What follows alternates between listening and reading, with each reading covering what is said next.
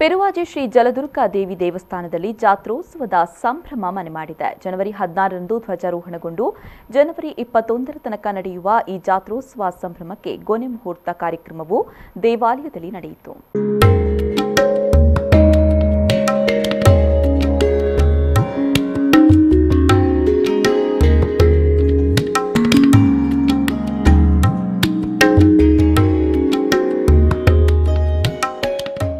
ಇದೇ ವೇಳೆ ಕರ್ನಾಟಕ ಸರ್ಕಾರ ಹಿಂದೂ ಧಾರ್ಮಿಕ ಸಂಸ್ಥೆಗಳು ಮತ್ತು ಧಾರ್ಮಿಕ ದತ್ತಿ ಇಲಾಖೆ ಅಡಿಯಲ್ಲಿ ಬರುವ ಶ್ರೀ ಜಲದುರ್ಗಾ ದೇವಿ ದೇವಸ್ಥಾನದ ನೂತನ ವ್ಯವಸ್ಥಾಪನಾ ಸಮಿತಿಗೆ ಅಧಿಕಾರ ಹಸ್ತಾಂತರ ಕಾರ್ಯಕ್ರಮ ನಡೆಯಿತು.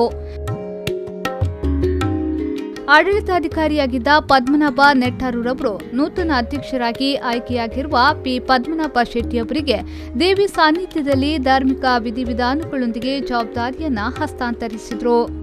ದಿನಾಂಕ 16ರಿಂದ 21 ಜನವರಿವರೆಗೆ ವರ್ಷಂಪ್ರತಿಯಂತೆ 5 ದಿನಗಳ ಜಾತ್ರೆ ನಡೆದುಕೊಂಡು ಇಲ್ಲಿ ವಿಶೇಷವಾಗಿ ಇವತ್ತು ಬಹುಶಃ ಕಳೆದ ಜನವರಿ 10ಕ್ಕೆ ಆಡಳಿತಾಧಿಕಾರಿಯ ನೇಮಕವಾಗಿತ್ತು. ಇವತ್ತು ಇದೇ ಜನವರಿ 10 1 ವರ್ಷ ಆಗ್ತದೆ.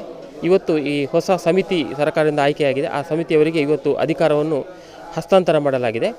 ಇವರ ಉಸ್ತುವಾರಿಯಲ್ಲಿ ಹೊಸ ಸಮಿತಿಯ ಉಸ್ತುವಾರಿಯಲ್ಲಿ ಇನ್ನು ಮುಂದೆ ಇಲ್ಲಿಯ ಜಾತ್ರಾ ಕಾರ್ಯಕ್ರಮಗಳು ಮತ್ತೆಲ್ಲ ನಿತ್ಯ ನೈಮಿತ್ಯ ಕಾರ್ಯಕ್ರಮಗಳು ಒಳ್ಳೆಯ ರೀತಿಯಲ್ಲಿ ಆಗಲಿಕ್ಕಿದೆ.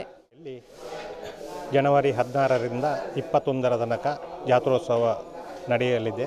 ಆ ಪ್ರಯುಕ್ತ ನಾವು ಮಾಜಿ ಅಧ್ಯಕ್ಷರಾದ ನಿರಂಜನ್ ಶೆಟ್ಟಿಯವರು ಎಲ್ಲರೂ ವಿನಂತಿ ಮಾಡಿಕೊಳ್ಳೋದೇನೆಂದರೆ ಜಾತ್ರೆಯನ್ನು ಒಳ್ಳೆಯ ರೀತಿಯಲ್ಲಿ ನಡೆಸಿಕೊಡಬೇಕು, ಎಲ್ಲರಿಗೂ ದೇವರು ಮಂಗಲವನ್ನು ಉಂಟು ಮಾಡಲಿ ಎಂದು ಪ್ರಾರ್ಥಿಸುತ್ತೇವೆ. ಈ ಸಂದರ್ಭದಲ್ಲಿ ನೂತನ ವ್ಯವಸ್ಥಾಪನಾ ಸಮಿತಿಯ ಸದಸ್ಯರು ಹಾಗೂ ಪ್ರಧಾನ ಅರ್ಚಕರಾದ ಶ್ರೀನಿವಾಸ್ ಹೆಬ್ಬಾರ್ ಧಾರ್ಮಿಕ ವಿಧಿವಿಧಾನಗಳನ್ನು ನೆರವೇರಿಸಿದರು. ಜಲದುರ್ಗಾ ದೇವಿ ಕ್ಷೇತ್ರ ಪೆರುವಾಜೆ ವರ್ಷಂ ಪ್ರತಿ ಮಕರ ಮಾಸ ರಡ್ಡೆಕ್ಕೆ ಕೊಡಿಯರತ್ತು 5 ದಿವಸದ ಜಾತ್ರೆ ಸಂಪ್ರದಾಯ ಪ್ರಕಾರ ಆವಂತುಂಡು.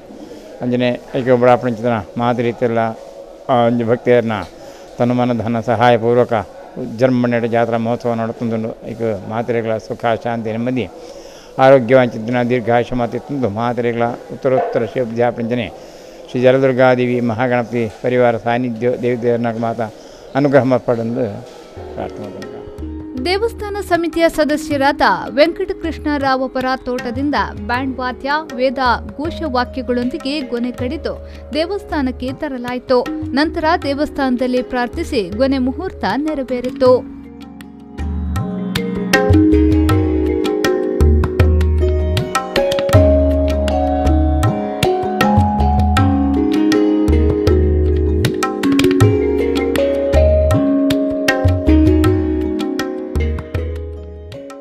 ದೇವಸ್ಥಾನ ಶ್ರೀ ಕ್ಷೇತ್ರ ಪೆರುವಾಜೆ 16ರಿಂದ ಕೊಡಿಯೇರಿ ಜಾತ್ರೆ ಪ್ರಾರಂಭಗೊಂಡು 21ರವರೆಗೆ ನಡೆಯಲಿಕ್ಕಿದೆ.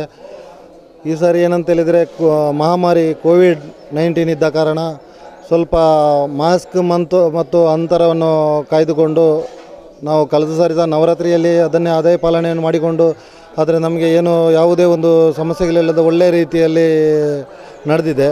ಹಾಗೆ ಇನ್ನು ಈ ಜಾತ್ರೆಯು ಸಹ ಒಳ್ಳೆಯ ರೀತಿಯಲ್ಲಿ ಈಗ 16ರ ತಾರೀಕಿಗೆ ನಾವು ಬೆಲ್ಲರೆ ವೆಂಕಟರಮಣ ದೇವಸ್ಥಾನದ ಬಳಿಯಿಂದ ಹೊರೆಕಾಣಿಕೆ ಹೊರಟು ಬಂದು ಇಲ್ಲಿ ಕೊಡಿಯೇರಿ ಜಾತ್ರೆ ಪ್ರಾರಂಭಗೊಂಡು 21ರವರೆಗೆ ನಡೀಲಿಕ್ಕಿದೆ.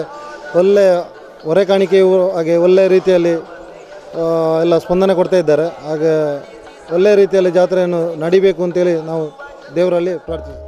ದೇವಸ್ಥಾನದ ಜಾತ್ರೋತ್ಸವಕ್ಕೆ ಸಂಬಂಧಿಸಿದ ಧಾರ್ಮಿಕ ಪರಂಪರೆಯ ಧಾರ್ಮಿಕ ಸೇವಕರಿಗೆ ವೀಳ್ಯದೆಲೆ ಬೂಳ್ಯ ನೀಡುವುದರೊಂದಿಗೆ ಜಾತ್ರೋತ್ಸವಕ್ಕೆ ಚಾಲನೆ ನೀಡಲಾಯಿತು.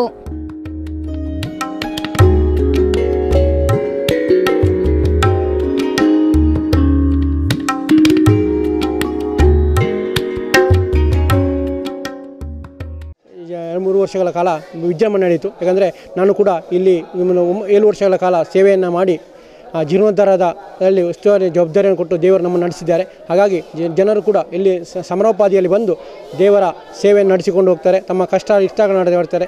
ಈ ಜಾತ್ರೆ ಕೂಡ 5 ದಿನ ವಿಶೇಷವಾಗಿ 5 ದಿನಗಳ ಜಾತ್ರೆ ನಡೀತದೆ. ಪೇಟೆ ಸವಾರಿ, ಜಲಕ ಎಲ್ಲವೂ ಕೂಡ ಬಹಳ ವಿಜೃಂಭಣೆಯಿಂದ ಭಕ್ತಗಳ ಸಮ್ಮುಖದಲ್ಲಿ ನಡೀತದೆ. ಆ ರೀತಿಯಿಂದ ಇವತ್ತು ಕೂಡ ಇವತ್ತಿಂದ ಗೊನೆ ಮುಹೂರ್ತ ನಾಡ್ದು ಧ್ವಜಾರೋಹಣ ಕಾರ್ಯಕ್ರಮ ಆಗಲಿಕ್ಕಿದೆ. ಅದರ ಬಳಿಕ ದರ್ಶನ ಬಳಿ, ಉತ್ಸವ ಬಳಿ ಹಾಗೂ ಕೆರಣ ಎಲ್ಲ ದೈವಗಳ ನೇಮೋತ್ಸವ ನಡೀತಿದೆ. ಈ ಎಲ್ಲ ಕಾರ್ಯಕ್ರಮ ಕೂಡ ದೇವರು ಒಳ್ಳೆ ರೀತಿಯಲ್ಲಿ ನಡೆಸಿಕೊಂಡು ಬರಲಿ ಅಂತೇಳಿ ದೇವರಲ್ಲಿ ಪ್ರಾರ್ಥಿಸುತ್ತಾ ಬಂದಂಥ ಎಲ್ಲ ಭಕ್ತರಿಗೆ ಕೂಡ ದೇವರು ಸನ್ಮಾನ ಉಂಟು ಮಾಡಲಿ ಅಂತೇಳಿ ದೇವರಲ್ಲಿ ಪ್ರಾರ್ಥಿಸ್ತಾ ಇದ್ದೇನೆ. ಗೊನೆ ಮುಹೂರ್ತ ನಡೆದ ಬಳಿಕ ಭಕ್ತಾದಿಗಳಿಂದ ಅಂಗಣ ಸ್ವಚ್ಛತಾ ಕಾರ್ಯಕ್ರಮ ಶ್ರಮ ಸೇವೆಯ ಮೂಲಕ ನಡೆಯಿತು.